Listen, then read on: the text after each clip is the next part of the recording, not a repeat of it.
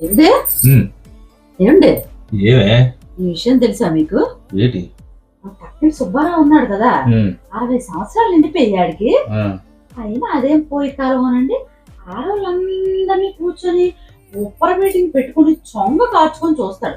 పాపం పిల్లమేమో నా మొగుడు నా మొగుడు నా మొగుడు అని ఎంతో ఇదిగా ఇచ్చేస్తుంది.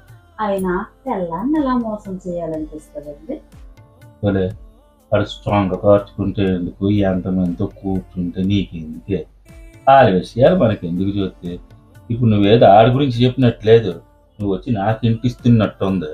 నువ్వు ఇలా చేస్తే జాగ్రత్త అని. ఎందుకు నేనేదో అదే మీరైతేనా టకుడా టకుడా టకుడా టకుడా టకుడా టకుడా చేసేస్తా. అయినా ఇంత అంతగా తిండి పెట్టుకొని మీరెందుకు అలా చేస్తారు?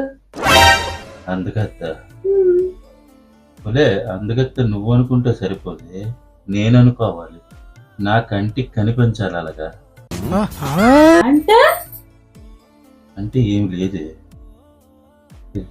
టీ పెట్టు. ఏం చెప్పావురా?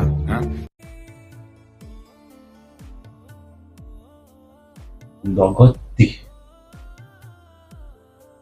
ఆడు మగాడ్రా బుజ్జి. ఆడు ఏదో చేసుకుంటుంది, ఏదో బాధపడుతుంది. దీనికి ఎందుకు అయింది? నాకు జాగ్రత్త చెప్పడం అది.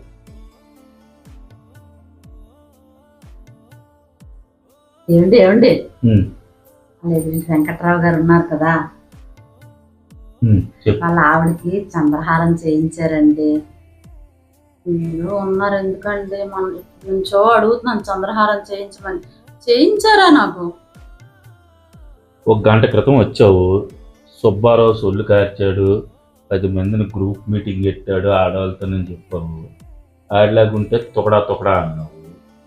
వెళ్ళి వెంకట్రావు వచ్చారు అంటున్నావు. రవ్వల్ల క్లీసో ఏదో ఏదో చేయించాడు అంటున్నావు.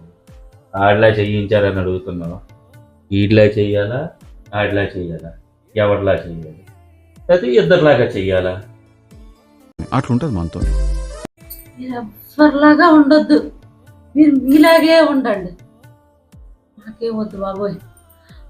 అమ్మో నా కొంప కొల్లేరు ఎక్కడెట్టుందమ్మా. మనతో గేమ్స్ ఆడుతాం. ఇంట్లో ప్రతిదీ వచ్చి అక్కడ అలా చేసి గేమ్స్ మనతో. మనమే 4 ఆకులు ఎక్కువ చదివంటే మనకన్నా 4 చదివేద్దామని చదువుతుంది.